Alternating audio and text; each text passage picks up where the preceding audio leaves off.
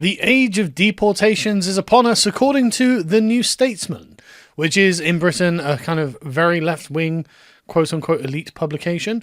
And so you've got to enjoy the fact that the dialectic has shifted so far in our direction that even these writers accept that actually there is a kind of unstoppable motion in this country now. Gammonzilla has awoken, and he is stirring. And they're going to do their best to just put the genie back in the bottle. And so this is just brilliant. This is just absolutely brilliant, really, that we're going in the right direction. And they can see it. And I love the way he's framing it.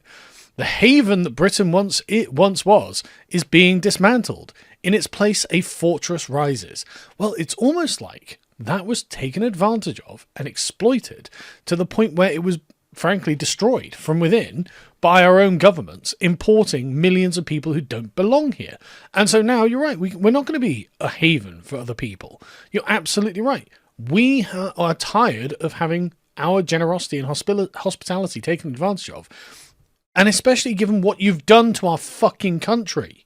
Like, Tangel, if he was a good man who cared about the British people, when the first English city became majority-minority, he should have been blaring the alarm, calling for attention to say, listen, this country cannot be a haven if it is taken away from the people to whom it belongs.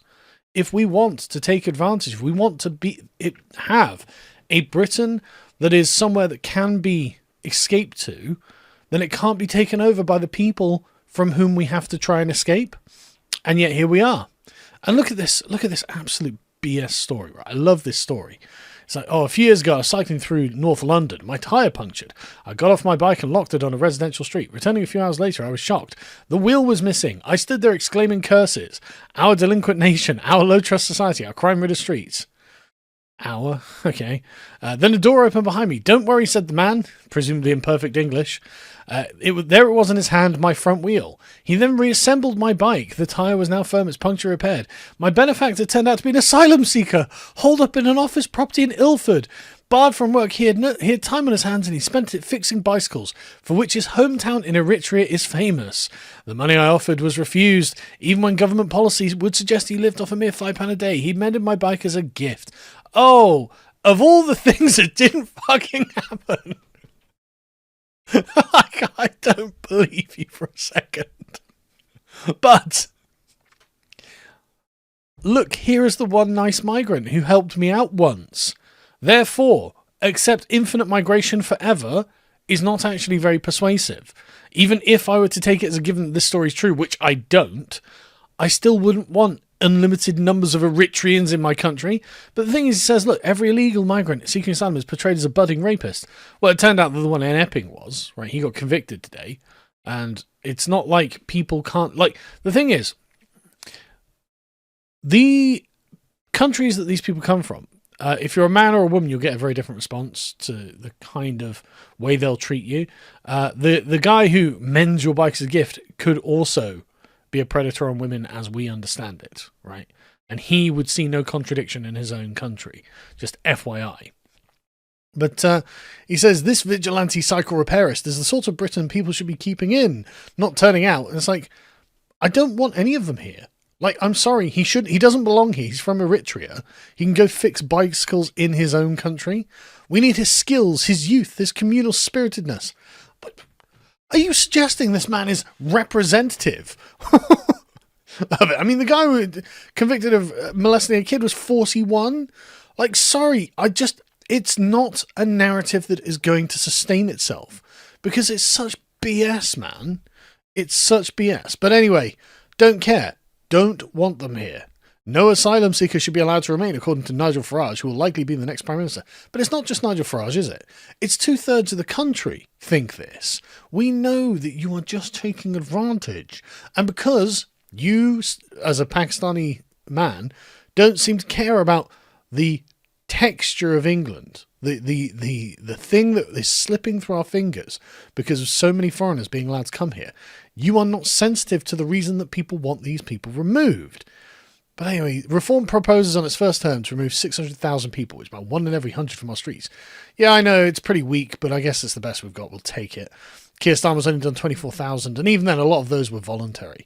So anyway, and that's the point. Our desire to eject asylum seekers. Again, you keep saying our, but I don't really accept you as part of the political project I'm in. Our desire to eject asylum seekers today is really the barely concealed expression of an enveloping disillusionment with immigration generally, even of the legal kind. Yes, you were never invited, right? We were never in favour of bringing foreigners to this country. It was just never the case. And so, yeah, after decades and decades and decades of it being a small number, so it wasn't a huge problem, then the Blair government was like, yeah, how about we take that 20 to 50,000 a year and make it 250 to 350,000 a year? And everyone was like, wow, I fucking hate it. Thanks very much. That's exactly the opposite of what I asked for. And then after literally decades of that, Boris and his goddamn traitorous Tory government were like, why don't we make it 1 million a year? 1 million net, that is. Why don't we crank it up to obscene levels? And absolutely, in like 3 years, flood the country with 4 million new foreigners who have come from God knows where. Why don't we do that? And suddenly, everyone's like, you know what? They've all got to fucking go. I don't want them here. These people don't belong here. And we didn't want them here in the first place. We were just able to tolerate it when it was small numbers. But it's not small numbers anymore. And now we're tired of it. We're absolutely tired of it. This, as he says, is propelling us out of an age of migration and into something altogether new, an age of deportation. Great. This is what you get. We didn't want you here. Why didn't you listen? You just wouldn't listen. Oh, wait, the people of this country, I mean, honestly, if I went to a country, I was like, oh, the government's giving me legal papers to say, okay, and literally everyone around was like, what the fuck are you doing? Go home. We don't want you here. I'd be like, I think I'm not actually very welcome here, and maybe I don't want to stay here.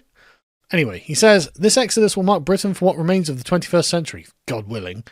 Its legacy could be as profound as coming together on these islands with a diverse group of peoples in centuries past. Yeah, that you weren't a part of, right? That your family story was not a part of. An age that has now surely been and gone.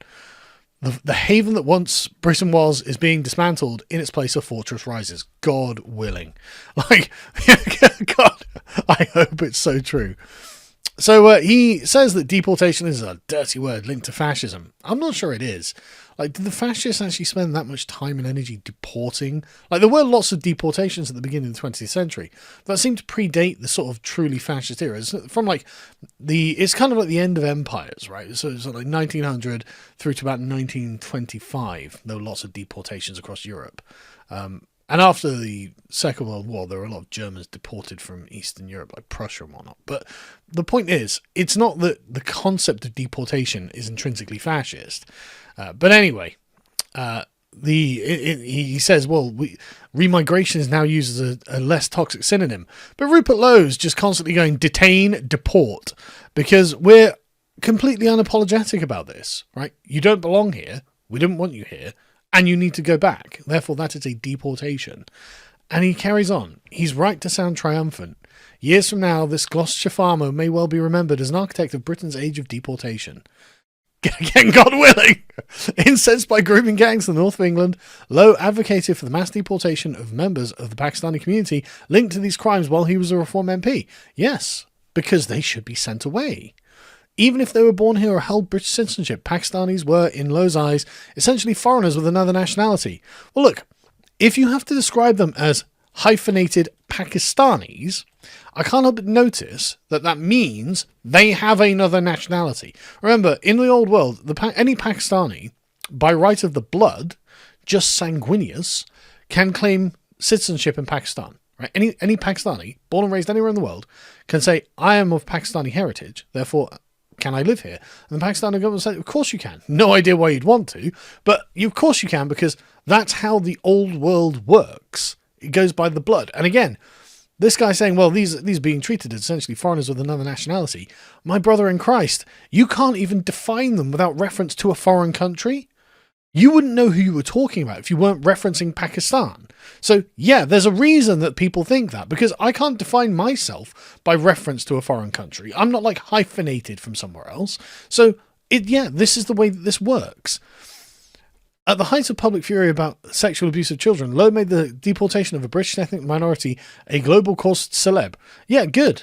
And, I mean, honestly, I predicted this in my talk at the Witan, that, look, in like 15, 20 years, it could just be that entire communities are being expelled. I mean, and the thing is, we've done this before, right? In 1530, we expelled all the gypsies, there was literally, they called themselves Egyptians back then. And there was just the edict of expulsion for the Egyptians, which just kicked them all out of the country. And we've done this for the Jews, we've done this for various others. Like, at some point, we're just like, no, you're just troublemakers, and we'd like you out.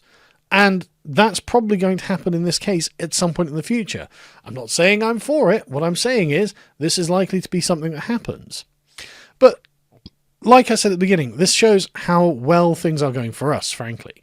It's a sign of how rapidly the Overton window of acceptable policies has shifted in barely a year that's passed since Lowe was forced out of his party for proposing these mass deportations. Reform at that time sought to moderate its image. Even now, though, no one is shy about deportations. In fact, yeah, Zia Youssef announced Reform's mass deportation policy a year before Bowe was their candidate for Swindon South, and he got kicked out for advocating for mass deportations, which just goes to show you just how bad Reform are, frankly, in every way, shape or form. But anyway, well, the thing is, I'm probably still going to vote for them. I'm probably still going to have to vote for them, because who else am I going to vote for? Like, what other options do I have? But honestly, seriously, do not expect anything very substantive out of Reform, assuming they're even competent enough to do anything. But anyway, he says, no one is shy about deportations now. Tories, Labour, Farage, everyone's doing it. The consensus around mass deportation has emerged alongside an outburst of English nationalism, its supporters weaponising the St George's Cross. This is why the Starmer government's attempts to make the flag an inclusive thing, never going to wash. No one believes it. It is a statement of ethnic domination, it is a claim that one ethnicity has to a land, and it only really represents the English people, and they know it. And this guy knows it, and Starmer can be like, oh yeah, I'm in favour of flying the cross. It's an inclusive symbol. No one thinks that. No one thinks that. The flag is now displayed across the country, often as acts of public vandalism or racial provocation. This is no coincidence. Flags and deportations go hand in hand, defining and articulating nationhood. All right, there we go. I mean, I agree. Like, it's defining and articulating nationhood, and we are entitled to have our nation, and therefore we will. And whatever those things are that are necessary to define and articulate the nation, we're going to have. This is just the way this is going to be. He says this is new, though. For Labour government, and moderate levels of deportation is a pragmatic issue. But this is, as he says, the use of deportation is now being overwhelmed by an enormity of far greater symbolic power and menace. That's right, Gammonzilla is stirring under the otherwise tranquil bedrock of British politics. Everyone can feel something happening. And actually, maybe we should just understand that this is going to be one of those titanic forces in British politics that there's no point getting in the way, because you'll just get steamrolled by it. You may as well accept that this is going to happen. In the age of mass deportation, or just deportation, future governments shall exhibit through mass deportation their authority to decide who gets to be English at all. Well, you're not English, you're Pakistani, so why are you even having this argument? But it's not who gets to be English, it's who gets to live in England. Because obviously the English get to live in England, and the English is an ethnic group, so you inherit that from your parents. If your parents were not English, you do not inherit Englishness, and you are not English. You can be culturally acclimatized to England. You could have English culture as something you've grown up in, which I'm sure this chap has, but that's something that is not how to put it, that is something that you have to concede you are downstream of. Right, your people from Pakistan could never have created this culture on their own. They create Pakistani culture, and so you are dependent on the English for the kind of person that you are. And so, really, and this is what it all comes down to, really, is a bit of gratitude would have been nice, and a bit of actually, I'd like England to be English and not subsumed by infinite foreigners, in order to make sure that Englishness as a concept, as a culture, as a people continues into the future. But you don't think like that. You think, oh, these are my co-ethnics. These are non-English people. and I'm a non-English person. So why would I care how many non-English people are in England? Because England's just going to be perfect, and it's going to be exactly the country I grew up in, no matter how many foreign people are in it. It's like, but that's not true, is it? And at some point, some kind of survival mechanism has to kick in, which is what this is. Anyway, he carries on for a long time. I won't go through the whole thing. He carries on complaining that he doesn't like this. The age of deportation is a global one. This is a paradox. The brutal reification of national borders through deportation is now a thoroughly globalized phenomenon. Yes, because all of the countries have had this. The era of the liberal internationalist and mass migration that has accompanied it is coming to an end, because it turns out it's not what it was promised to be. It is dissolving our countries. And actually, we're attached to our countries. We don't want these things dissolved. And so this, and he says, this is a very advanced state in India. Yeah, I bet. And that's good. It's good for ethnic groups to have a sovereign state. This is what most revolutions throughout history, most insurrections, most revolts have revolved around. Ethnic autonomy. It's completely normal for an ethnicity to want their own nation state, because that way at least they know the people in charge are putting their ethnic groups and their national interest first. And if you don't have that, then you're frankly subject, and that's not good. Nobody wants to be subject to the whims of another ethnic group. It doesn't have any sentimental attachment to what's happening. That's just really, really bad. But anyway, yeah, he ends it by basically complaining. He says, I think how fortuitous it was my father arrived in Britain when he did, when it was still a haven. But why was it a haven? Again, it was a haven because we hadn't had millions and millions of Pakistanis or Africans or Indians or whoever arrive in the country. Right? And he was obviously one of the imperial bureaucrats from the administration in Africa. Probably got ejected by Idi Amin. And he says he was flicking through the pages of an erstwhile Pakistani passport. I noticed the year he came to Britain, 1971, where there was a 8-month-long war ravaging against Pakistan and India as the settlement was being done there. Oh, no, sorry, that was just an India-Pakistan war. From his village in the disputed territory of East Bengal and his arrival to a Lancashire mill town, he wasn't heard from. It was suspected he had not survived the perilous journey, but he had arrived there, of course. And he finishes with, the old laws that facilitate his arrival have long been dismantled, a fate that awaits the Human Rights Act and much beside. Today, in the age of deportation, he would never make it. Well, that's the thing. He hasn't got a right to my country, right? I don't have a right to his country either. This is the thing that you have to understand. Peoples are entitled to states. The collective people are entitled to a sovereign nation that rules in their name. That's just how it works. That's what all of politics internationally basically boils down to. And that's how it should be. It should be that way. Your people have a sovereign state. Pakistan is a sovereign state that, at least putatively, works in the interests of Pakistanis. Now, if you've got corruption there and whatnot, that's your job to figure out. That's not our business. That's your problem. But the point is, your country, your state, your government is not currently betraying the Pakistanis for foreign ethnic groups against your interests, right? That's the problem with everything that's happening here. And that's why Gammonzilla is rearing his head and everyone's like, yeah, no, we're just going to have to start deporting. Millions are going to have to be deported. This is, honestly, it's kind of and the fact that you're so pro cramming foreigners into my country is crazy. Because, again, if you cared about the country, you'd be as jealous and envious and possessive of it as we are. But I guess you don't. And so you're not.